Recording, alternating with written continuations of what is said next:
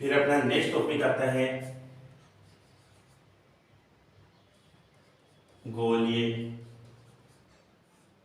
अपवर्तक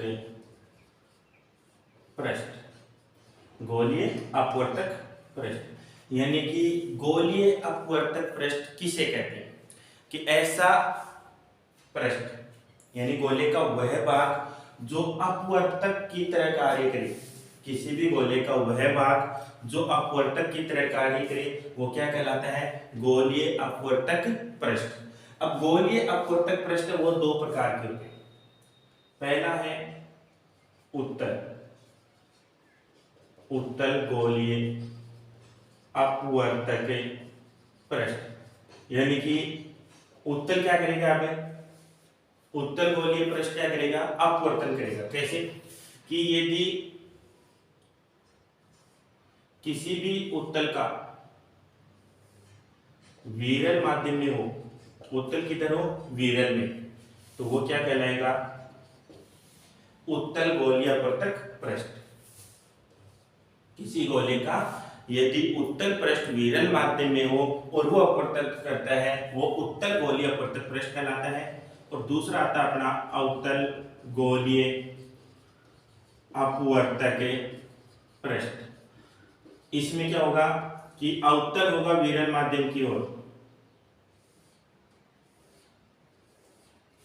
अवतल क्या होगा? विरल माध्यम की ओर। वो क्या होगा? अवतल गोलीय अपवर्तक पृष्ठ।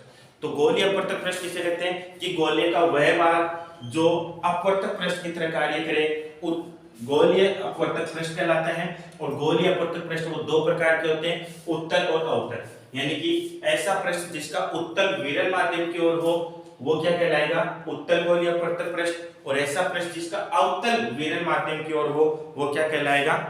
अवतल गोलीय अपवर्तक पृष्ठ। फिर आता है अपना नेक्स्ट टॉपिक है वो है गोलीय पृष्ठ से अपवर्तन। गोलीय पृष्ठ से अपवर्तन कि गोलीय पृष्ठ से अपवर्तन कैसे होता है वो। तो देखो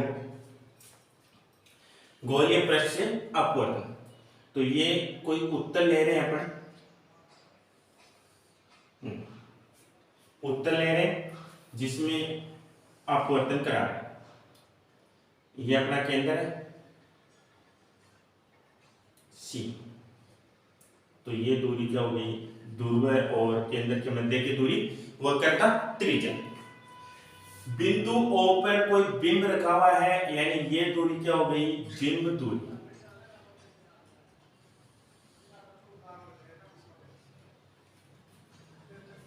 तो इससे बिंदु O पर कोई वस्तु रखी हुई है जिसकी प्रकाश की किरण उत्तल पृष्ठ पर आपतित होती है और उत्तल पृष्ठ से अपवर्तन के पश्चात यानी ये अपना क्या हो जाएगा? अभिलंब। तो ये हो गया अपना कोण I, यानी अभिलंब और आपतित किरण के मध्य का कोण आपतन कोण I। यहां से इसका क्या हो रहा है? अपवर्तन। और इसके पश्चात ये अपने को बिंदु I पर प्राप्त होती है। तो ये दूरी क्या हो जाएगी? प्रतिबिंब दूरी V। प्रतिबिंब दूरी V। और अपवर्तित और अभिलंब के मध्य का कोण R यानी अपवर्तन कोण। अब देखो कि कोई गोलीय उत्तल गोलीय अपवर्तक पृष्ठ है, कौन सा है? उत्तल। ये माध्यम का अपवर्तनांक x1 है और इस माध्यम का अपवर्तनांक x2 है।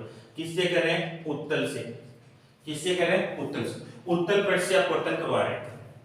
तो बिंदु O पर अपने पास कोई वस्तु रखी है जिसका अपवर्तन के पश्चात प्रतिबिंब वो बिंदु I पर प्राप्त होता है। तो अब देखो त्रिभुज NOM से tan NOM बराबर, tan बराबर क्या होता है? लंब बटा आधार। लंब कितना है? MN और बटा आधार कितना है? OM। त्रिभुज NCM में एनसीएम में 10 लगाएंगे तो 10 एनसीएम बराबर mn बटा mc, mn बटा mc, यानी लंब बटा आधार लगाना है। तो एनसीएम में ये है अपना त्रिभुज, इसमें लंब mn है, यानी द्वारक को क्या मान रहे हैं, लंब बांट रहे हैं, तो mn बटा आधार mc। अब त्रिभुज ले रहे हैं NIM में, इसमें भी 10 लगाओ तो 10 NIM बराबर लंब mn बटा आधार mi। ठीक है, लगा दिए, तीनों त्रिभुज लिए, तीनों त्रिभुजों में 10 लगा दिया, 10 की वैल्यू आ गई। अब ये कोण क्या है, NOM NCM और NIM, ये क्या है, लघु मान है, यानी कोण के मान लघु होने पर, जो ही अपन मैं कई बार बता चुका हूं कि जो ही कोण के मान लघु करते हैं तो कोण के साथ जो त्रिकोणमितीय फलन लगा होता है उसको हटा दिया जाता है। लघु मान होने पर त्रिकोणमितीय फलन हट जाता है, तो हटा दो यहां से, त्रिकोणमितीय फलन 10 को हटाओ तो बन जाएगा NOM बराबर mn बटा OM, कोण NCM बराबर mn बटा MC, कोण NIM बराबर mn बटा mi, बन गए। अब अपन i और r के मान निकालते हैं, यानी sin i, अपवर्तन में sin i और sin r के मान चाहिए, तो sin i और sin r के मान निकालते हैं। तो i है वो त्रिभुज के बाहर बन रहा है, कोण i है वो त्रिभुज के बाहर बन रहा है, और त्रिभुज के बाहर जो बनता है वो बहिष्कोण होता है। देखो बहिष्कोण है, ये भी क्या है, बहिष्कोण है, ये भी क्या है, बहिष्कोण है, ये भी क्या है, बहिष्कोण है, और ये भी क्या है, बहिष्कोण, और इसको आगे बढ़ाते हैं तो ये भी क्या है, बहिष्कोण। इस प्रकार से त्रिभुज के बाहर की ओर जो कोण बनता है, किसी भी एक भुजा को आगे की ओर बढ़ाने पर जो कोण बनता है वो बनता है बहिष्कोण। तो मान लेते हैं अपन कोई भी त्रिभुज लेते हैं, जैसे त्रिभुज NOC, त्रिभुज NOC ले रहे हैं, जिसकी NC भुजा को आगे की तरफ बढ़ाया गया है, आगे की ओर बढ़ाया गया है, तो बहिष्कोण बन गया, कोण है। तो NOC का बहिष्कोण कौन है, कोण I। तो देखो कोण I त्रिभुज NOC का बहिष्कोण है, और बहिष्कोण की प्रमेय क्या थी कि त्रिभुज के बहिष्कोण का मान अंतराभिमुख दोनों कोणों के योग के बराबर होता है।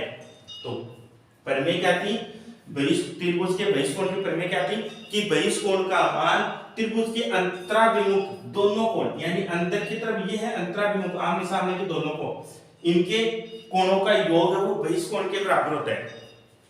तो लगाओ तो कोण I बराबर NOM प्लस NCM।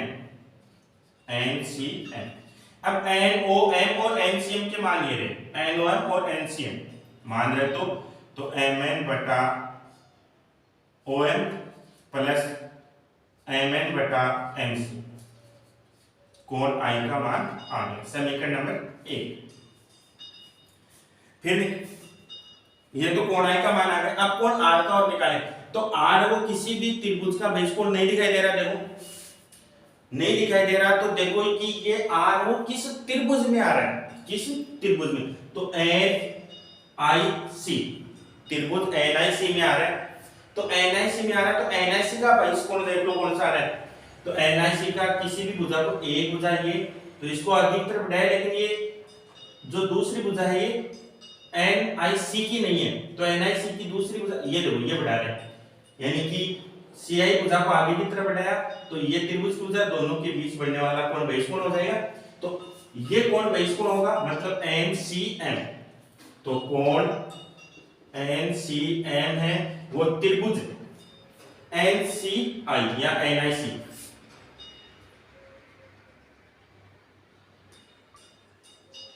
NCI का बहिष्कोण है। तो NCM है वो क्या हो गया, NCI का बहिष्कोण है, और वही बहिष्कोण की प्रमेय लगाएंगे कि बहिष्कोण का मान है वो अंतराभिमुख दोनों कोणों के योग के बराबर होता है। तो इस कोण का मान इन दोनों के बराबर होगा, यानी कोण R प्लस NIN निकालना अपने को आर की वैल्यू, तो NIN को माइनस कर देंगे इधर, तो कोण R बराबर कोण NCM माइनस कोण NIN। NCM और NIM के मान यहां से रख देते हैं, तो कोण R बराबर MN बटा MC प्लस MN बटा MI रख दिया। ये समीकरण 2। अब अपवर्तन होता है तो दूसरा नियम था अपवर्तन का स्नेल नियम, तो वो लगाओ स्नेल नियम से। अब स्नेल नियम क्या था कि साइन I बटा साइन R बराबर x2 बटा x1, ये था। इनको वजन बना करेंगे तो बन जाएगा x1 इंटू साइन I बराबर x2 into sine R। I और R क्या है, कोण के लघु मान है। I व R कोण के लघु मान होने पर, और लघु मान होते हैं तो थोड़ी देर पहले क्या अपने त्रिकोणमितीय फलन हट जाता है यहां से, तो हटाओ, तो बन जाएगा x1 इंटू कोण I बराबर x2 इंटू कोण R। समीकरण 3। समीकरण 1 और 2 में I और R के मान है, जो समीकरण 3 में रख देंगे। समीकरण 1 और 2 में क्या है, I और R के मान है, जो समीकरण 3 में रख देंगे। तो समीकरण 1 2 के मान 3 में रखने पर क्या बनेगा, देखो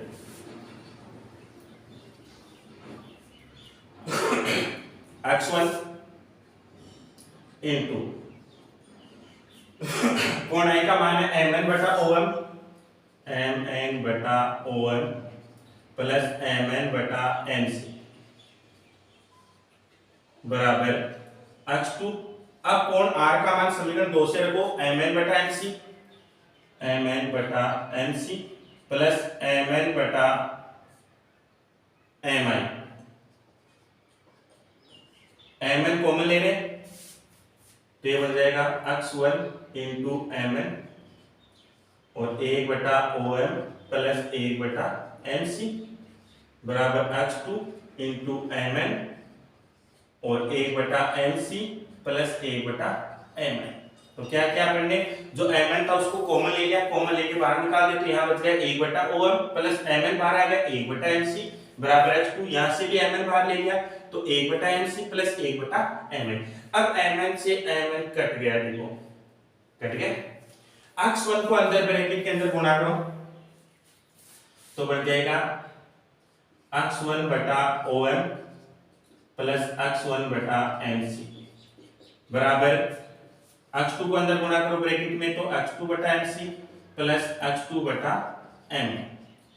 अब देखो आधार में MC ये है और आधार में MC ये, तो आधार वालों को तो एक तरफ कर देते हैं, तो देखो कर रहा हूं, तो x2 बटा MC इधर से इधर लाए तो माइनस का हो गया x1 बटा MC, इसको इधर भेज देते हैं, तो ये बन गया x1 बटा OM और इधर जाते माइनस का, तो x2 बटा MN। पक्षांतरण कर दिया, यानी आधार सेम थे उनको एक तरफ कर दिया, जिनके आधार सेम नहीं थे उनको एक तरफ कर दिया।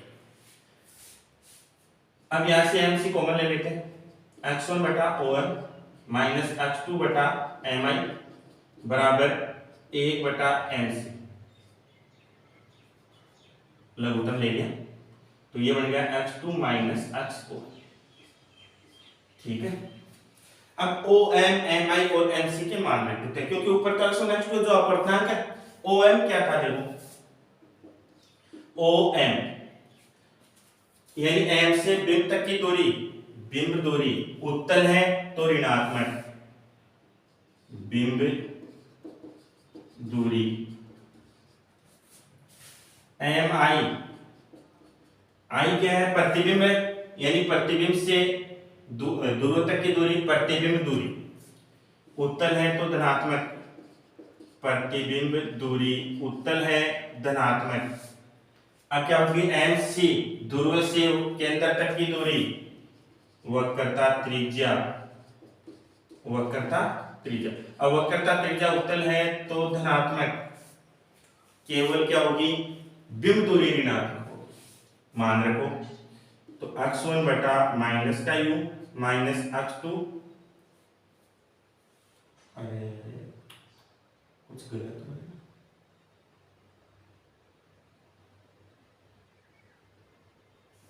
एक मिनट, x2 बटा x माइनस, गलत हो गया। ये देखो यहाँ प्लस आ गया,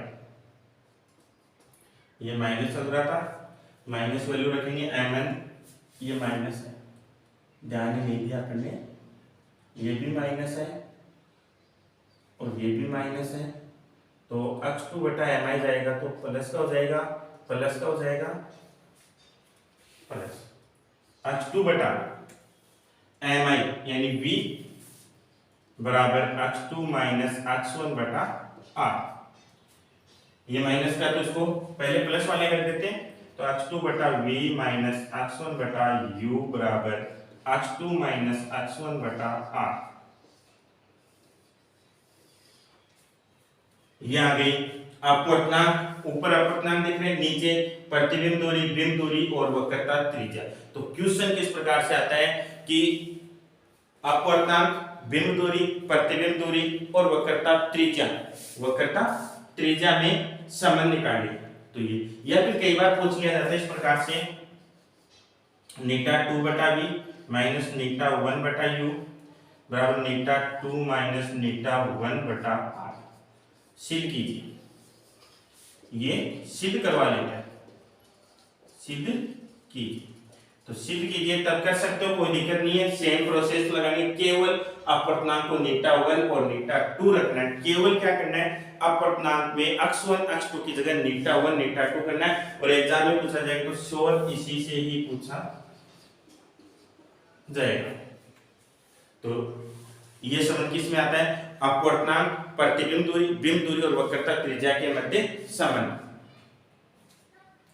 फिर नेक्स्ट टॉपिक आता है अपना लेंस, कि लेंस क्या होता है। यदि ये क्या था, एक ही अपवर्तक पृष्ठ था, क्या था, एक ही अपवर्तक पृष्ठ था, यदि अपवर्तक पृष्ठों को क्या कर दिया जाए, दो कर दिया जाए तो क्या बन जाएगा, लेंस बन जाएगा। एक अपवर्तक पृष्ठ ये और एक अपवर्तक पृष्ठ, तो दो बन जाएंगे। या फिर उल्टे जोड़ो, तो इसको तो इधर जोड़ रहे हैं और इसको इधर जोड़ रहे हैं, तब भी क्या बन जाता है, लेंस। तो यदि दो गोलीय अपवर्तक पृष्ठों को जोड़ दिया जाए तो लेंस बन जाता है। लेंस कितने प्रकार के होते हैं, दो प्रकार के होते हैं, उत्तल लेंस और दूसरा अवतल, उत्तल और दूसरा अवतल। अब उत्तल में तो क्या होता है कि जो बीच में से तो मोटा और किनारों से पतला होता है वो उत्तल लेंस होता है, और जो बीच में से पतला और किनारों से मोटा वो अपना अवतल लेंस होता है। तो लेंस किसे कहते हैं कि जो दो गोलीय अपवर्तक पृष्ठों से मिलकर बना होता है उसको लेंस कहते हैं। लेंस दो प्रकार के होते हैं, उत्तल और अवतल। उत्तल बीच में से मोटा, किनारों से पतला, अवतल मतलब बीच में से पतला, किनारों से मोटा, वो अवतल होता है। तो एक बार फिर देख लो, गोलीय पृष्ठ से अपवर्तन, तीन त्रिभुज लेंगे अपन, NOM, NCM और NIM। तीनों में टेन लगाएंगे, टेन की मान लागू कर दें तो टेन हट जाएगा, केवल कोण बचेगा। फिर अपने को कोण I और कोण R के मान निकालने हैं। तो I देखो किस त्रिभुज का बेस कोण है, NOC का है, तो I बराबर NOM प्लस NCM लगा देंगे और NOM और NCM का मान यहाँ से रख देंगे। फिर R किसी का भी बेस कोण नहीं है, तो देखो ये जिस त्रिभुज में आता है NCI, इसका बेस कोण कौन है, NCM, तो NCM बराबर कर देंगे R प्लस NIM। अब R की वैल्यू निकालेंगे तो NIM को माइनस कर देंगे, तो R बराबर NCM माइनस NIM। ठीक है, तो यहाँ पर वैल्यू रख देंगे, स्नेल का नियम लगाएंगे, sin I बटा sin R, x2 बटा x1, वज्र गुणा कर देंगे, फलन को हटा देंगे क्योंकि कोण लघु कर देंगे। तो x1 कोण I, x2 कोण R, I और R के मान समीकरण 1 और 2 में है, वहां से यहाँ रखेंगे, mn को कॉमन लेंगे, काट देंगे, जो अपवर्तनांक इनको ब्रैकेट के अंदर गुणा कर देंगे, और आधार जिनके समान है उनको तो एक तरफ कर लेंगे, जिनके आधार समान नहीं उनको एक तरफ कर देंगे। फिर याद रखना उत्तल है, उत्तल के लिए केवल बिंब दूरी ऋणात्मक होती है, बाकी प्रतिबिंब दूरी और वक्रता त्रिज्या धनात्मक होती है। मान रख देंगे, सरल कर देंगे, अपने पास क्या आ जाएगा, गोलीय पृष्ठ से अपवर्तन का सूत्र आ जाएगा, यानी अपवर्तनांक, प्रतिबिंब दूरी, बिंब दूरी और वक्रता त्रिज्या में संबंध आ जाएगा। अगर एग्जाम में क्वेश्चन पूछेगा तो वो ये पूछेगा कि नीटा 2/v माइनस नीटा 1/u बराबर नीटा 2 माइनस नीटा 1/r होता है, ये सिद्ध करके बताइए। तो आपको सिद्ध करना केवल अपवर्तनांक x1 x2 की जगह क्या रखना है, नीटा 1 नीटा 2। फिर आता है लेंस, यानी यदि अपवर्तक गोलीय अपवर्तक प्रश्न इनको दो कर दिया जाए, दो गोलीय अपवर्तक प्रश्नों को एक साथ जोड़ दिया जाए तो अपने पास क्या बन जाता है, लेंस बन जाता है। लेंस दो प्रकार के होते हैं, उत्तल और अवतल या अभिसारी अपसारी। उत्तल है वो तो बीच में से तो मोटा होता है, किनारों से पतला होता है। अवतल है वो बीच में से पतला और किनारों से मोटा होता है।